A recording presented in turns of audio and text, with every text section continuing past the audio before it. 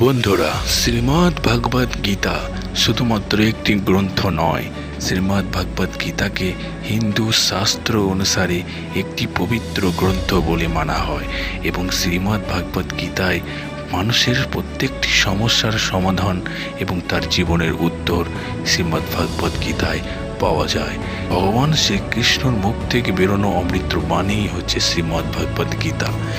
শ্রীমদ্ ভগবদ গীতা অতি পবিত্র একটি গ্রন্থ এবং শ্রীমদ্ ভগবদ গীতায় মানুষকে শেখায় যে তার জীবনের উদ্দেশ্য এবং কর্মগুলিকে সঠিকভাবে কিভাবে পূর্ণ করতে হয়। শ্রীমদ্ ভগবদ গীতায় ভগবান শ্রীকৃষ্ণ পাণ্ডবপুত্র অর্জুনকে বলছেন, হে অর্জুন, আত্মা অবিনাশী, অমর। আত্মার কখনো মৃত্যু হয় না। শরীরের থাকাকালীন আত্মা অমর এবং শরীর থেকে যাওয়ার পরেও সেই অমরই থাকবে।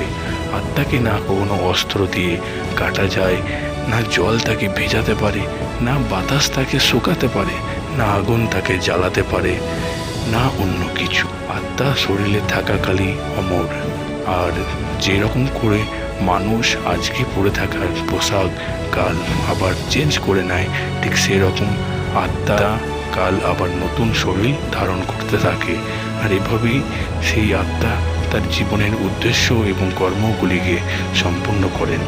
যখন পাণ্ডবপুত্র অর্জুন নিজের আত্মীয় সম্বন্ধের কথা ভেবে নিজেকে মোহ মায়ার বাঁধনে বেঁধে ফেলেছিলেন, তখন অর্জুন ঝরঝর করে চোখ দিয়ে জল বার করে কাঁদছিলেন এবং ভগবান বাসুদেব শ্রীকৃষ্ণ অর্জুনকে বলেছিলেন, হে অর্জুন, তুমি কেন শোক করছো, কেন কাঁদছো? তুমি কি সৃষ্টি করেছিলে যেটা আজ নষ্ট হয়ে গেছে? না, তুমি যা কিছু পেয়েছো এখান থেকেই পেয়েছো, যা কিছু দিচ্ছ এখান থেকেই দিচ্ছ। আজ যেটা তুমি তোমার নিজের মনে করে শোক করছো, কাল সেটা অন্য কারো ছিল এবং ভবিষ্যতে সেটা অন্য কারো হয়ে যাবে। তাই এই সমস্ত কথা এবং চিন্তা করে নিজেকে মোহমায়ার বান্ধনে না ফেলে আমার প্রতি তোমার জীবন সমর্পণ করো এবং আমি বাসুদেব শ্রীকৃষ্ণ তিলকের ভার নিয়ে তোমার রথে সারথি রূপে আছি। তুমি আমাকে তোমার জীবন সম্পূর্ণ সমর্পণ করে নিজের কর্মগুলিকে সম্পূর্ণ করো।